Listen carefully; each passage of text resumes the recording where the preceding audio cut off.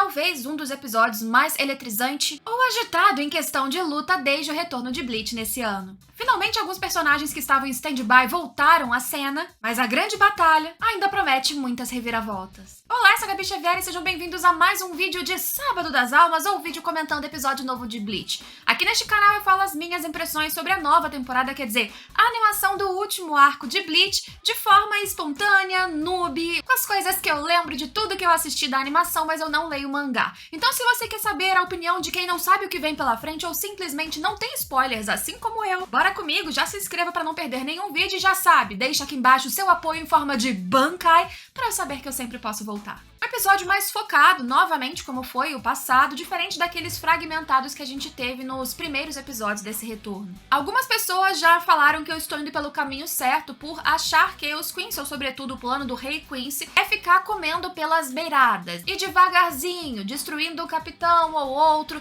fazendo tudo de acordo com o seu planejamento e, de novo, mesmo perdendo um dos seus neste episódio, ele nem sequer se abala. Vai lá, absorve a energia, vai tirar uma sonequinha para completar todo o processo e tudo de acordo com o que ele quer.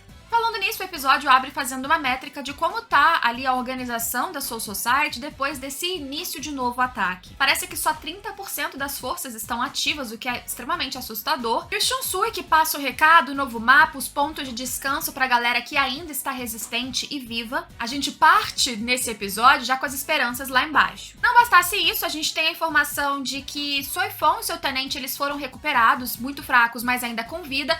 Porém, Matsumoto e Toshiro continuam com energia desaparecida. Aqueles dois que eu não tinha certeza se sobreviveram ou não, um caiu em cima do outro, Matsumoto pra mim me parecia mais morta do que viva, eu continuo sem essa resposta e o anime mantém esse suspense. Aliás, falando de anime manter suspense, tom da animação, esse foi o episódio até agora, talvez um deles que menos teve comédia. O vilão, quer dizer, o Quincy, que mais teve destaque como antagonista, foi o Mask the Masculine, e ele até tem um tom mais, assim, satirizado, ele é pra ser algo um pouco mais cômico em estereótipo, roupa, jeito de falar, a interação dele com o James, mas não chega a ser um alívio cômico, pelo menos não pra mim. No meio de toda a tensão daquela batalha, ele simplesmente era uma figura caricata. O episódio em si, ele foi mais em ritmo frenético, de ação, de drama em algumas partes, de tensão quando a gente vê o Kensei perdendo, um tom que não deixa de ser macabro ao mesmo tempo que belo quando a gente vê a Bankai do Rose, ou Roso, nesse episódio, e as reviravoltas, momento de rir,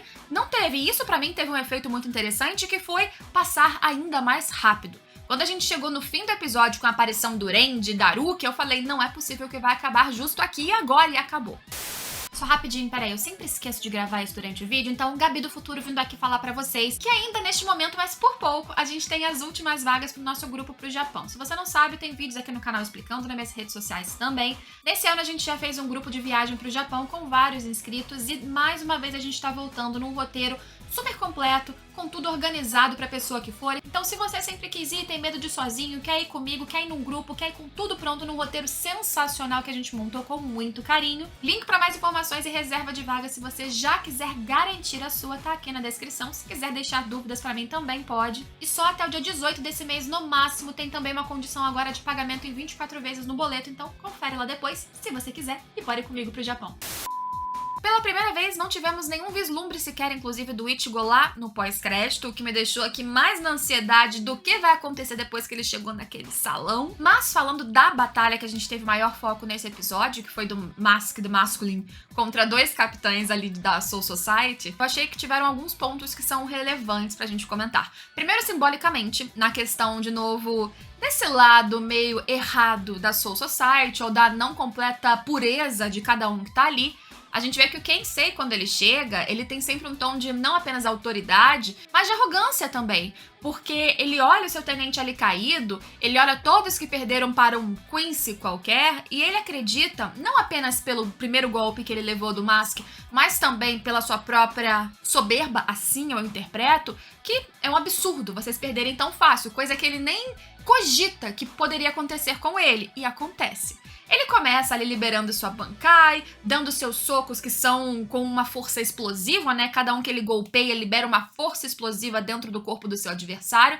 E isso causa dano, sim, ao Mask the Masculine, mas Sendo o nosso lutador, sei lá, de WWE mascarado, alguém que demanda muito atenção, até pelo seu estilo, pelo seu jeito caricato, a interação dele com o James, que eu não entendi muito bem o que é a existência do James, mas é alguém intrinsecamente ligado ao mascarado, a torcida de do fã ou desta figura que representa o fã, que podem ser vários em determinado momento, isso alimenta e dá um poder upgrade e até regeneração ao corpo do Mask. É como se eles tivessem uma simbiose. Enquanto o Mask The Masculine está vivo, o fã, o James, sempre renascerá. E enquanto o James estiver ali gritando, dando força, tendo a torcida de fã, o Quincy continuará sempre regenerando e ficando cada vez mais forte. E hoje eu tava meio que desconfiando no começo do episódio, quando o Mask ele é golpeado pelo Kensei e parece que ele vai perder de uma maneira muito fácil, que aquele pequenininho ali talvez fosse a fonte de algum poder, mas eu achava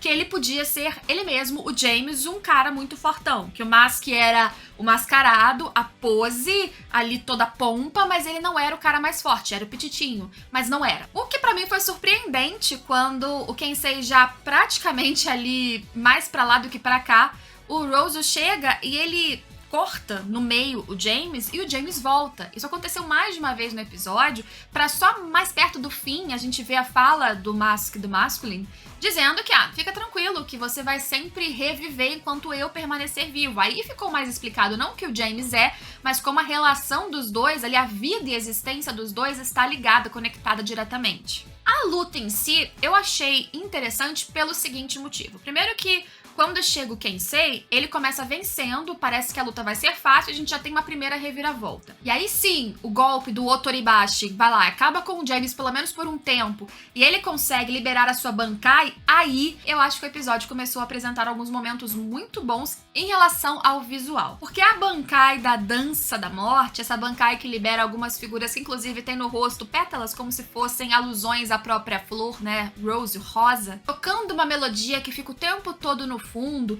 e a tela em si, que tem ainda no fundo um preto, uma luz que vem de cima levemente alaranjada, mas que acrescenta o dourado das composições dessa orquestra fúnebre, a tela fica linda. Eles trabalham aqui, se eu não me engano, um pouquinho de 3D, o que eu não achei ruim. No meio de uma época que a gente tem tantos casos assim, suprassumos, que a galera faz AMV e ama, eu acredito que Bleach se destaca pelas escolhas artísticas, pelos storyboards, pelas escolhas estéticas, pelas formas de enquadramento, até mesmo por essa limitação de cores que eles utilizam nos elementos, que por mais que para alguns, como eu já disse, possa parecer preguiça ou simplificação, sempre tem algum sentido, sempre tem algum efeito psicológico, algum efeito em tela, nem que seja estético, que às vezes sim, mesmo dentro de uma simplicidade numa primeira vista, traz um impacto que eu acho que é sempre muito bom. E sinceramente, traz uma diferenciação no que a gente tá vendo na direção de arte desse arco de Bleach em relação a vários outros nomes também dessa temporada ou desta época. Bem, essa Bankai tem uma limitação. Os seus movimentos, eles criam, pelo que eu entendo, uma ilusão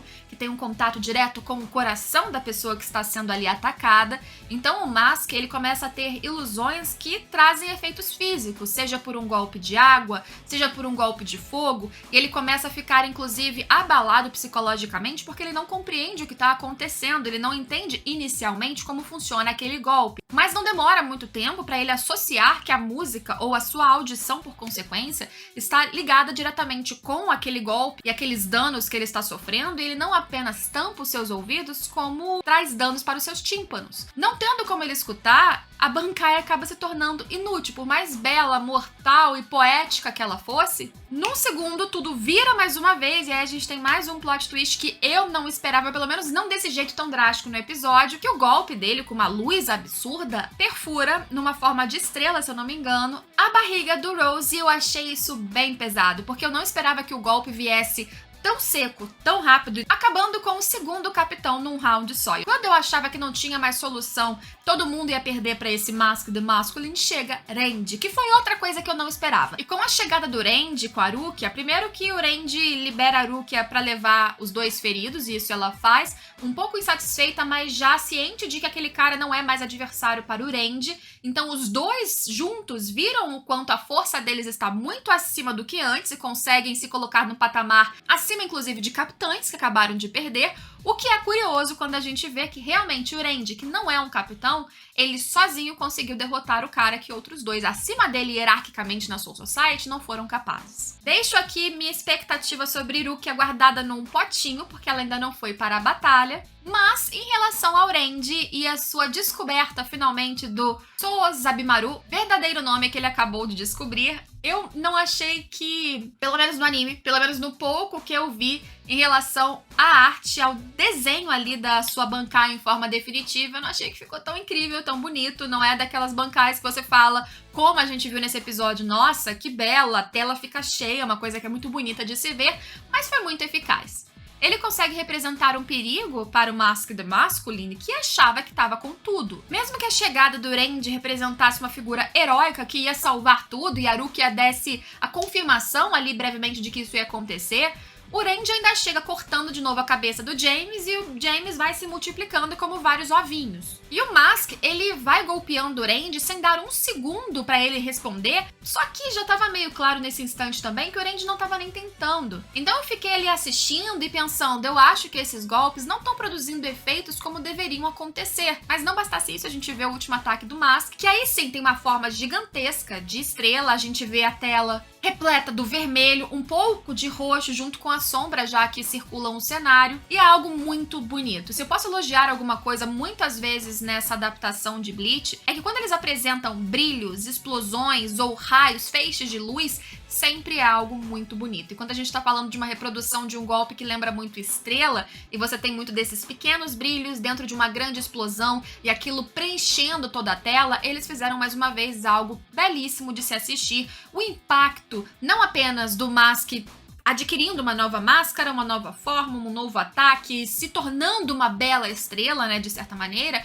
Tudo isso foi muito representativo, mas também muito bom de se ver no sentido entretenimento. E Supernova, o golpe que o Mask utiliza nesse episódio, também é algo que eu achei muito legal em construção. É simples, mas é bom de se ver esses vínculos, que a Supernova, aqui dos meus poucos conhecimentos, tá? Me corrijam, acrescentem se vocês quiserem aqui embaixo, mas é a última explosão de uma grande estrela, ou seja, ela morre depois disso. Quer dizer, antes de morrer, uma grande estrela entra em supernova, que é uma grande explosão, e é exatamente isso que a gente vê acontecendo. O Mask, ele ataca, ele inclusive, num torpor ali daquele ataque, ele acaba com os seus mini James, que ficam meio chocados nesse momento, porque percebe que serão queimados. Só que depois disso, nessa exaustão, sendo atacado tranquilamente pela Bankai agora já fortalecida e completa do Randy, que inclusive um dos lados ali surge em forma meio que de serpente. Isso eu achei legal, que ele tem divisões animalescas agora nesse ataque da sua Bankai. Gosto muito, de novo, da escolha da gente ver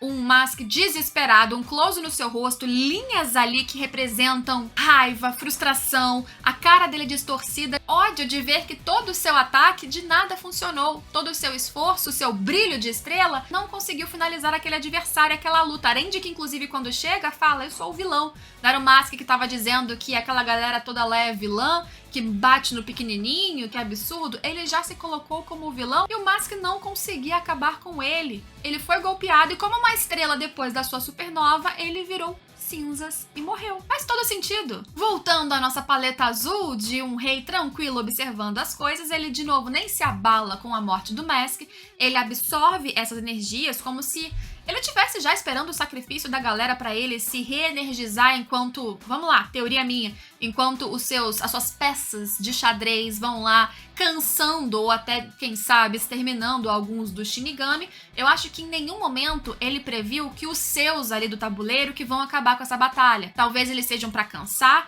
pra minar, pra desestruturar, pra deixar a galera meio confusa e sem foco, enquanto ele, no fim das contas, se ele perder, ele continua ganhando, porque ele foi lá mimir um pouquinho e se fortalecer. Aliás, esse final me fez pensar que tudo que aconteceu é muito próximo do episódio passado pra esse, porque a gente viu o Hyugram saindo lá de perto do Shunsui, tipo, preciso voltar pro meu rei, um pouco antes dessa batalha ser finalizada. A batalha já estava acontecendo, a do Mask. E E ele reaparece no final desse episódio, ali perto do Ishida, exatamente depois do rei ir dormir, então não deve ter transcorrido tanto tempo de uma coisa para outra.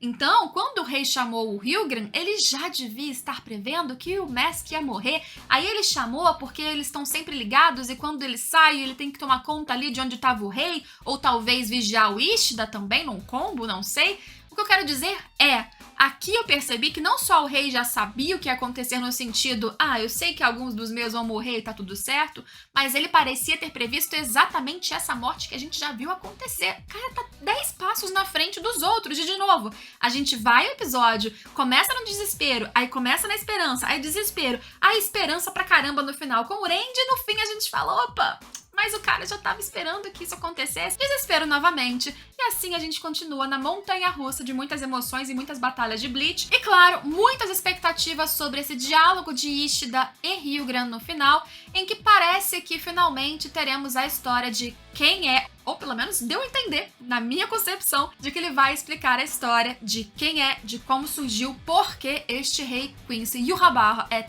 tão forte. Estou na curiosidade porque quero entender mais. Último comentário, juro, gosto muito de como a gente tem cartelas sempre simbólicas com uma micropoesia, frases no final de cada episódio e também o cuidado deles em todos os episódios de colocar o nome do episódio em alguma tela logo no começo de maneira estilizada. Eu acho isso de um bom gosto, de um cuidado, de um carinho e de uma criatividade tão legal que isso pra mim é só mais um ponto pra eu valorizar essa adaptação que tá sendo muito boa de ser acompanhada, mesmo pra mim que me perco, que erro as coisas, que falo o nome errado. Eu tenho me divertido muito e grande parte disso é pela companhia de vocês todas as semanas aqui comigo. Então a cada um de vocês que me aguentou falando até este momento, muito obrigada. Espero vocês em todos os próximos vídeos. Se gostarem de outros animes e mangás, em outros vídeos aqui do canal, ou no sábado que vem, é claro, falando sobre Bleach. A gente se vê então. Tchau, tchau!